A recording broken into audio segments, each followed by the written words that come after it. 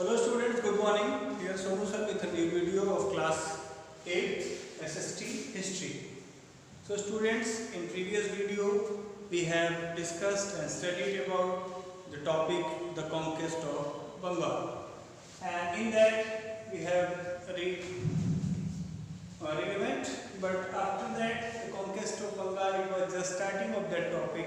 Now it moves further up to Battle of Plassey of 1757. So students, as you know, Robert Clive, the Governor General of Bengal appointed by British government, started capturing of Bengal, levied some farmans, and it was the post by Nawab of Bengal, Siraj-ud-Dowla, Nawab of Bengal, Siraj-ud-Dowla, and after some time, in British government, the East India Company, angered by restrictions levied by Siraj-ud-Dowla, tried appointing rival as the Nawab. So after commercial, rivalry of British and Siraj-ud-Dowla played a game. He levied some restrictions upon the British East India Company. So British got angered by that.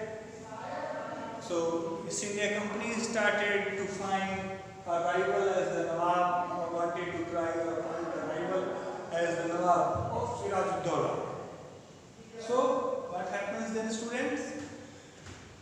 So then British interference in political affairs of Bengal. So British started interference in the political affairs of Bengal, and by that the Nawab of Bengal, Siraj-ud-Dowla, got angered and opposed this philosophy. And what happened then? Siraj-ud-Dowla, angry, attacked on English factory in Qasim Bazaar and Fort William, Kolkata, and captured those. So this is very interesting story, students, to listen that when Siraj-ud-Dowla, the biggest states having Nawab of Bengal, so then he decided to attack on the two ruling area of British, first of Qasim Bazaar and second Fort William of Kolkata.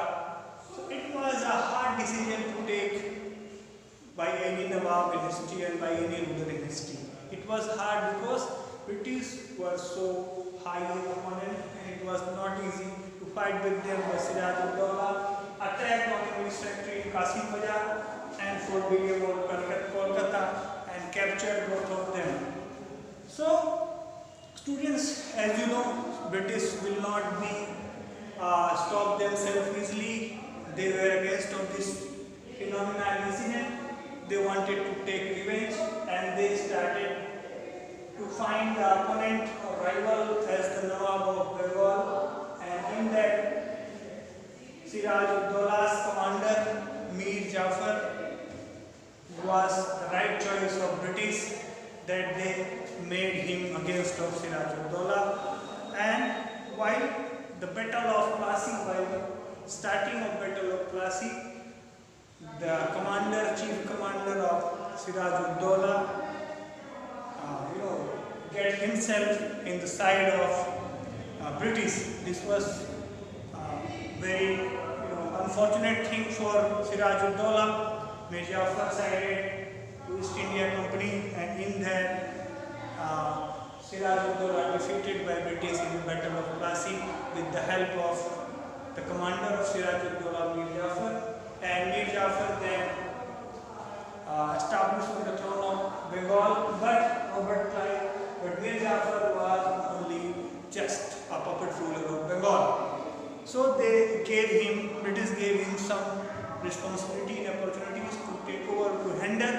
Only some money and trading rights was given by British to Mir Jafar, the puppet ruler of Bengal, and the Jamindari right of 24 Parganas. So 24 villages or Parganas were distributed to Mir Jafar only, and a large army also. This battle paved the way for a greater hold of the British over Bengal and its finances, and also for the economic exploitation of India. So students, you have to know Bengal was not only Bengal of present time of Indian map.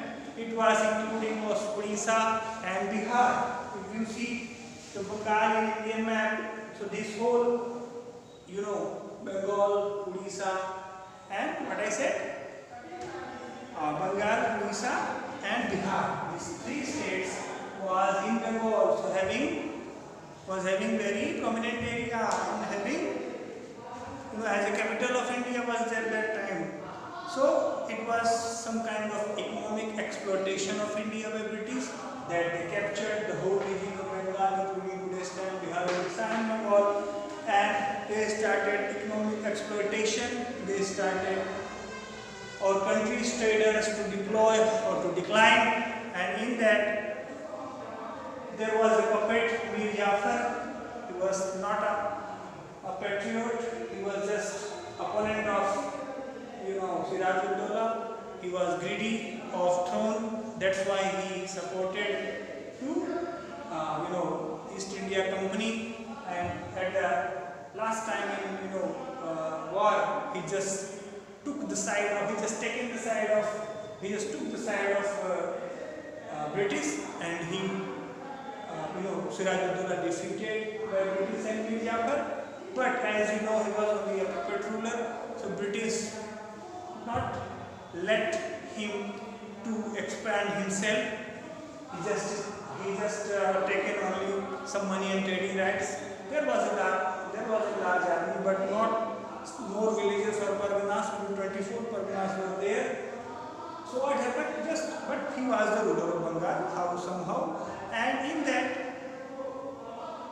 the exploitation of British, which Mir Jafar was handling or was in revenge of them, this also started in the time of Mir Jafar. That time Mir Jafar was not in concern that they will also attack on him. He was just thinking that this British will support me lifetime. But when he started expanding himself, British got angered by that, and they also fought they attacked Mir Jafar in the Battle of Buxar. If you see in 1764, students, when Mir Jafar could not aid the British financially, he was removed, and Mir Qasim was made the new Nawab. So when Mir Jafar was not prominent or sufficient for English ruler, they exchanged Mir Jafar with Mir Qasim, and what happened then? Mir Qasim gave the Jagirs of Burdwan, Midnapur, and Chittagong, and valuable presents to the company in return. So in present, Mir Qasim gave Chittagong, Parganas, some Parganas like Chittagong and Midnapur and Burdwan to gift as a gift to British. Okay? So after Mir Jafar, Mir Qasim, at the result of Bengal of Buxar.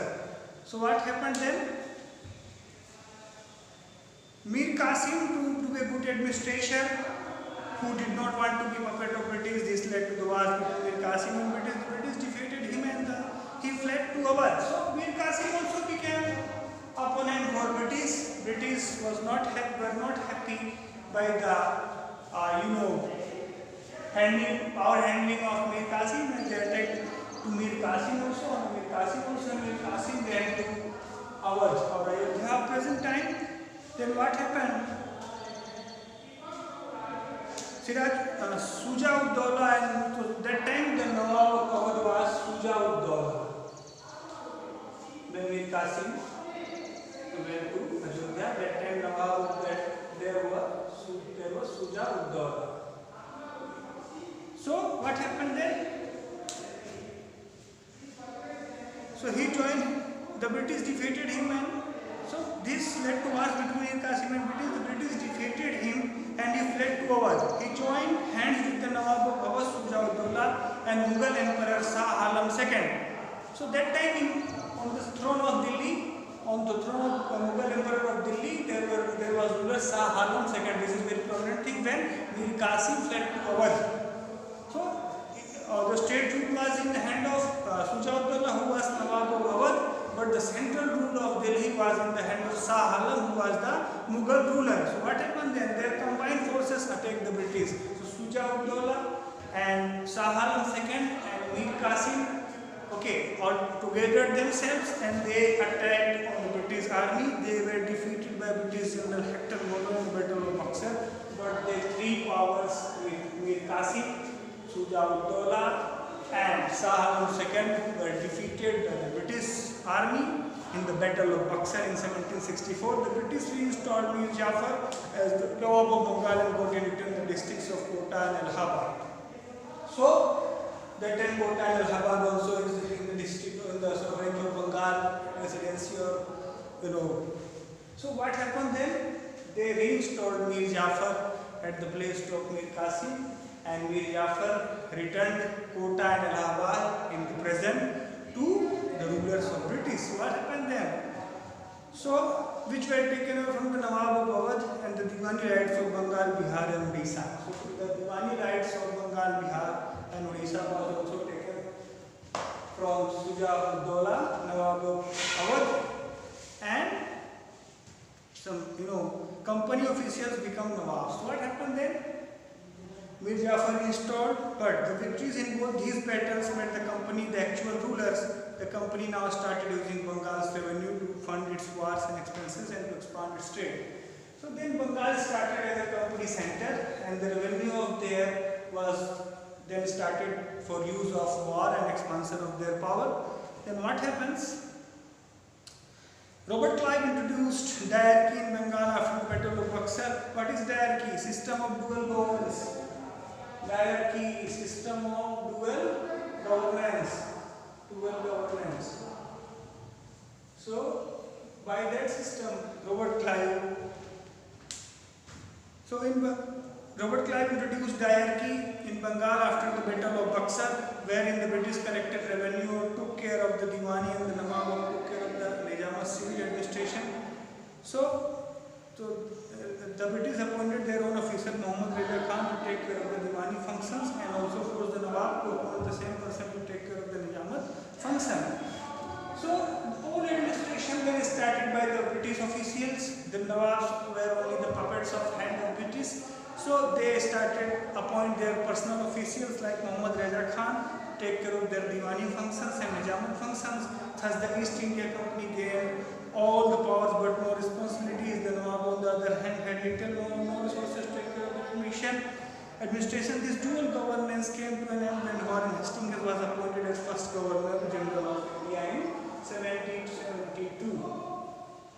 So from 1764 up to 1772, this rule of diarchy which was appointed or started by Robert Clive, has been in the function, but Warren Hastings in 1772 declined that rule, and that time the rulers were only just puppet, and all economical and officials activities were in the hand of British Empire. So students, today we discussed Battle of Plassey, Battle of Buxar. Company officials become Nawabs. In next video we will discuss about expansion beyond Bengal. So students, till then, have a nice day, take care, and homework do further what you can. Okay, thank you.